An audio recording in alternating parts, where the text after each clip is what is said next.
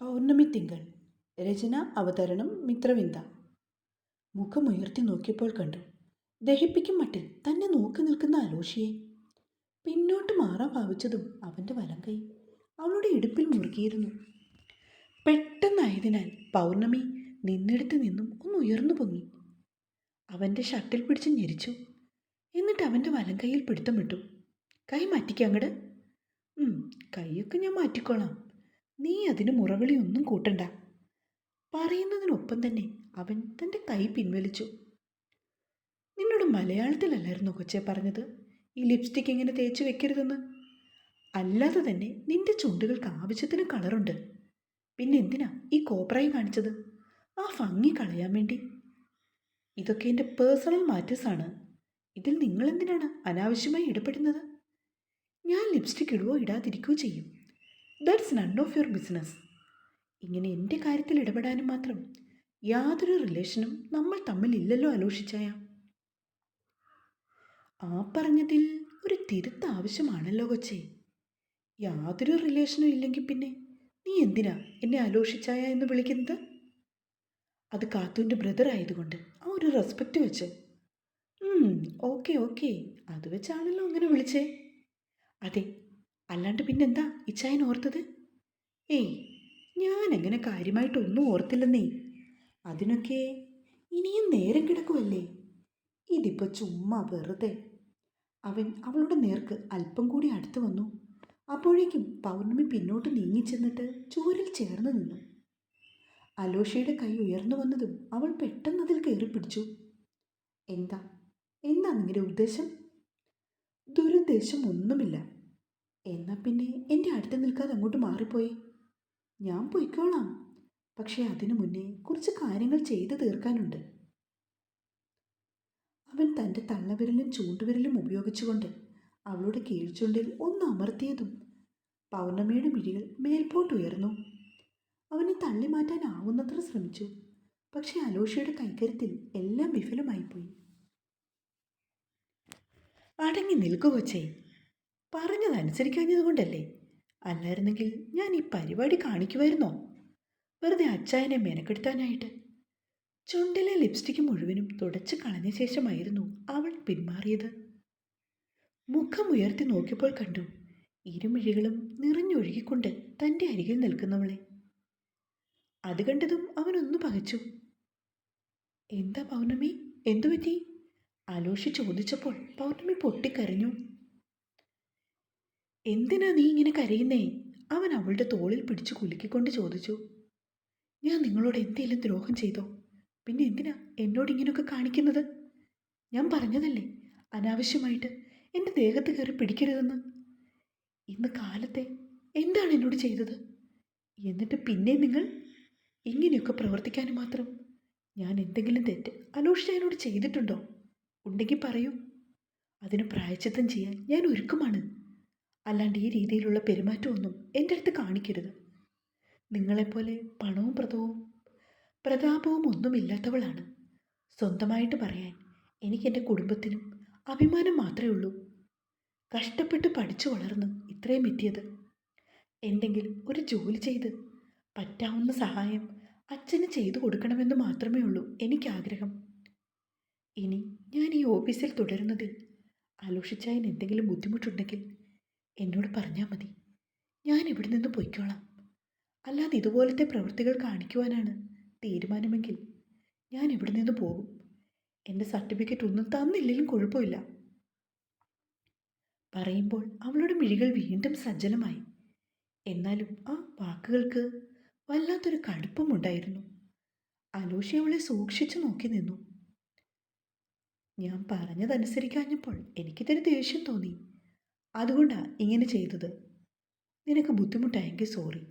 ഇനി മേലിൽ എൻ്റെ മുന്നിൽ നിന്ന് ഇങ്ങനെ കരയരുത്, കരയാനിടയുണ്ടാകരുത്. ഞാൻ ഇത്ര ലിപ്സ്റ്റിക് കിട്ടുമെന്ന് കരുതി എന്താണ് ഇതിൽ ഇത്ര തെറ്റ് കണ്ടുപിടിച്ചത്? അങ്ങനെയാണെങ്കിൽ ഈ ഓഫീസിൽ ജോലി ചെയ്യുന്ന പെൺകുട്ടികളൊക്കെ അത്യാവശ്യം മേക്കപ്പ് ചെയ്ത് ലിപ്സ്റ്റിക് ഇട്ടാണ് വരുന്നത്. അവരുടെയൊക്കെ മുഖത്തെ ലിപ്സ്റ്റിക്ക് ഇതുപോലെ തുടച്ചു കളയുവാൻ അലോഷിച്ചായും ചെല്ലുമോ? കണ്ണീരൊക്കെ തുടച്ചു മാറ്റി അവൾ അല്പം ബോൾഡായിട്ട് അവനെ നോക്കി. എൻ്റെ ഓഫീസിലെ ലേഡി സ്റ്റാഫിൻ്റെ കാര്യത്തിൽ ഇടപെടേണ്ട ആവശ്യം എനിക്കില്ല കൊച്ചേ. അതാണ് ഞാൻ പറഞ്ഞത്, എൻ്റെ കാര്യത്തിൽ ഇടപെടാൻ വരണ്ട എന്ന്. നീ എനിക്ക് അങ്ങനെ വെറുമൊരു സ്റ്റാഫല്ലല്ലോ, അതുകൊണ്ടല്ലേ. ഞാനും ഇവിടെ ഒരു സ്റ്റാഫ് തന്നെയാണ്, അല്ലാണ്ട് വേറെ റിലേഷൻ ഒന്നുമില്ല. പക്ഷെ എനിക്കെങ്ങനെ അല്ലെങ്കിലോ പൗമി?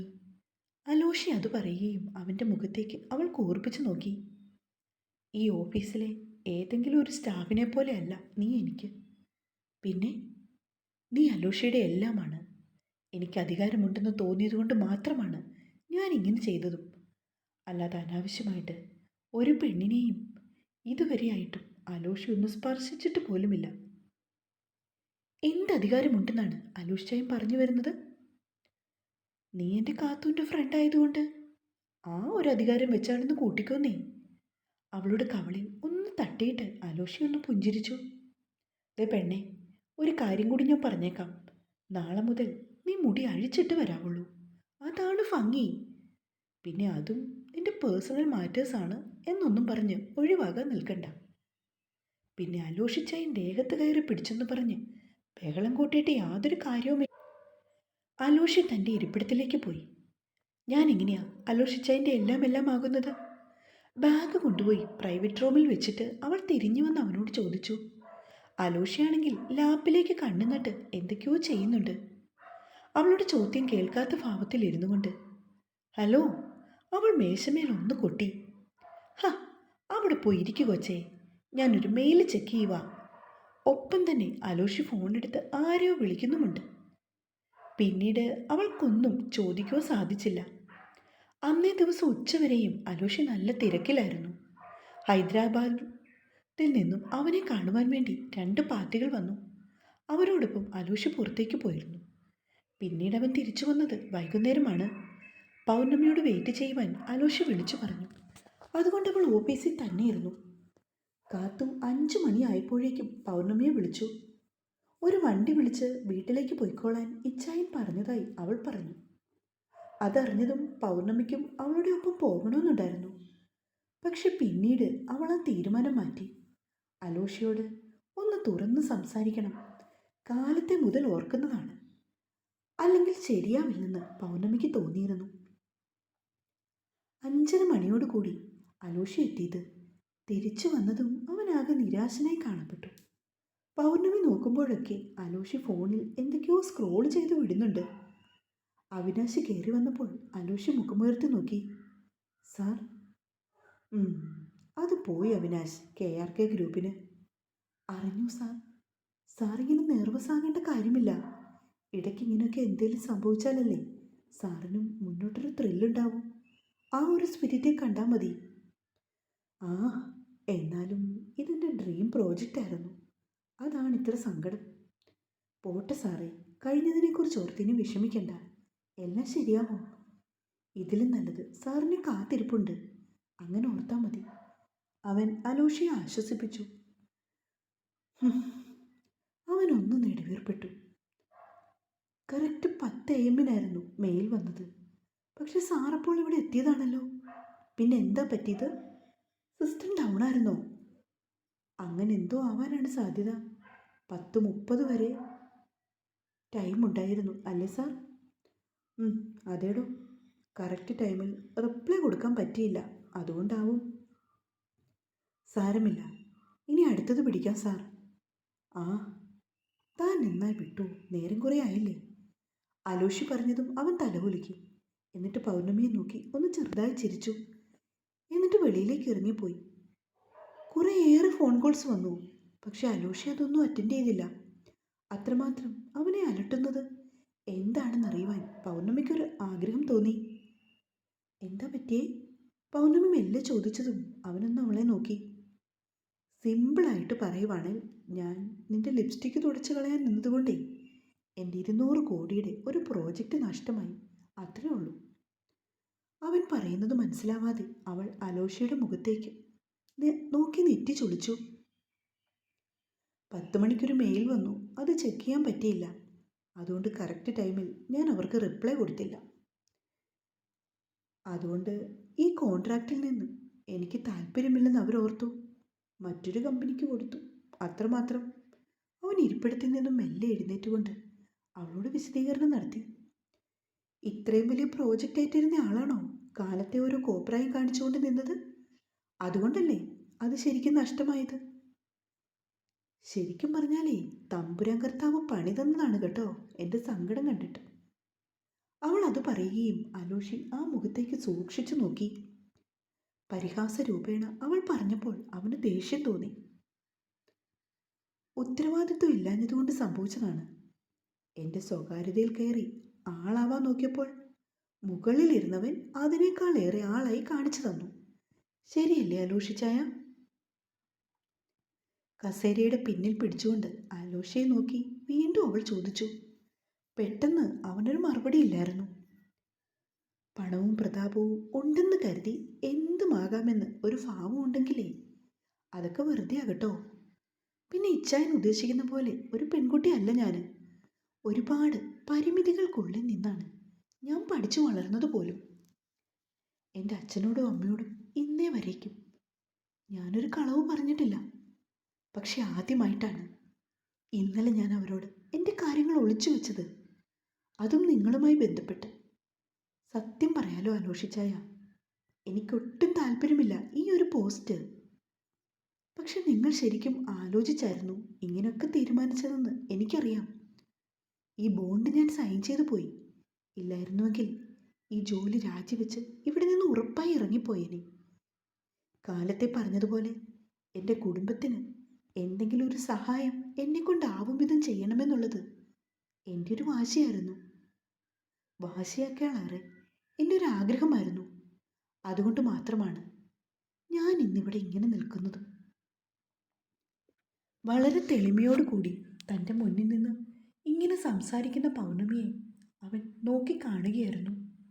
ഓരോ നിമിഷം ചെല്ലും തോറും അവളോടുള്ള പ്രണയം അത് അവൻ്റെ അന്തരാത്മാവിൽ അലയടിക്കുകയാണ്. അവൻ്റെ നോട്ടം കാണുന്തോറും അവൾ ചെറുതായി പതറി.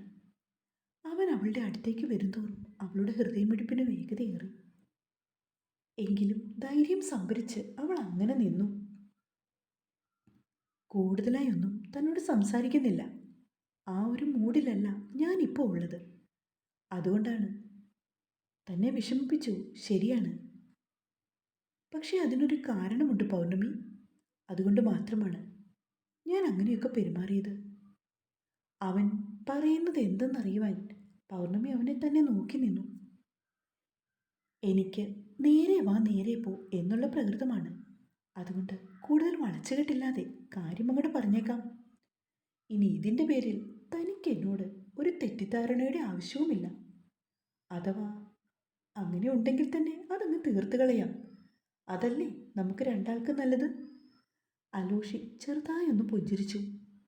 ഈ നിൽക്കുന്ന പൗർണമി ബാബുരാജ് എന്ന പെൺകുട്ടിയോട് അലോഷിക്ക് പ്രണയമാണ്. അവൻ അവളെ തൻ്റെ ജീവന്റെ പാതിയായി കൂടെ കൂട്ടുവാൻ ആഗ്രഹിക്കുന്നു.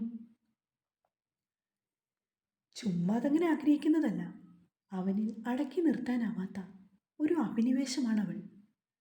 കണ്ട നാൾ മുതൽ അവൻ്റെ ഉള്ളിൻ്റെ ഉള്ളിൽ നിന്ന് ഒളിമങ്ങാതെ കയറിക്കൂടിയതാണ്. യാതൊരു കാരണവശാലും അവളെ ആ മനസ്സിൽ നിന്ന് ഇറക്കി വിടുവാൻ അവൻ താല്പര്യപ്പെടുന്നില്ല. അതുകൊണ്ട് അവൻ വെൽ പ്ലാൻഡ് ആയിട്ടുള്ള ഒരു ഡ്രാമയായിരുന്നു കളിച്ചത്. എന്തു വില കൊടുത്തും പൗർണമിയെ അവൻ്റെ അരികിലേക്ക് എത്തിക്കണം എന്നുള്ളത്. അതിലവൻ വിജയിച്ചു. പക്ഷേ ബാക്കി കാര്യങ്ങളൊക്കെ കിടക്കുന്നതേ ഉള്ളൂ. അത്രമേൽ ആഗ്രഹത്തോടെ അവളെ കയ്യിലേക്ക് കിട്ടിയപ്പോൾ ചെയ്തു കൂട്ടിയ കുറച്ച് പരാക്രമങ്ങൾ അതിത്തിരി ഓവറായിപ്പോയെന്ന് ഒരുപക്ഷെ അവൾക്ക് തോന്നിയിരിക്കാം. പക്ഷെ അലോഷിക്ക് പ്രോബ്ലമൊന്നുമില്ല. എന്തൊക്കെയാണേലും ശരി, അവന് ജീവനുള്ളിടത്തോളം അവളും അവൻ്റെ ഒപ്പം കാണും. അലോഷി പറയുന്നതെല്ലാം കേട്ടുകൊണ്ട് അന്തിച്ചു നിൽക്കുകയാണ് പൗർണമി.